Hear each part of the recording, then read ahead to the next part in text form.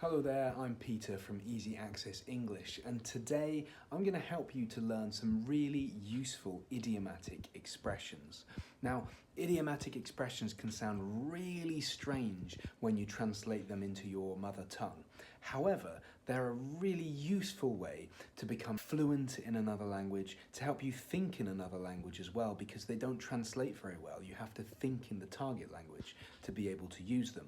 They also can help you to be very persuasive and efficient in your communication. So let's have a look at some of the most common idiomatic expressions in English. Number one, many hands make light work. Many hands make light work. This idiomatic expression is used to encourage people to work together as a team, to work alongside other people, and not to work on their own. The second idiomatic expression that I'd like to look at is honesty is the best policy. Honesty is the best policy. This expression is used to encourage someone to be honest and to tell the truth as a matter of principle.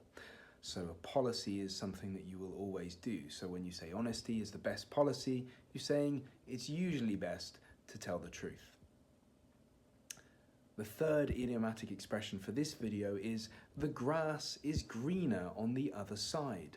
The grass is always greener on the other side.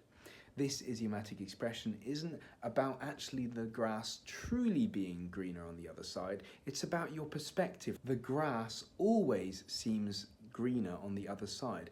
For a sheep in one field, the grass on the other side of the fence is going to look very appetizing. But once you get there, you realize that it's the same as your grass. The grass is always greener on the other side. The fourth idiomatic expression for this video is don't judge a book by its cover.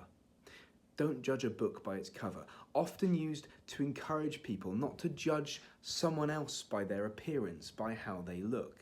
Don't judge a book by its cover. And the fifth and final idiomatic expression for this video is better late than never. This is often used as a response when you're late and someone points out that you're late. You can say better late than never.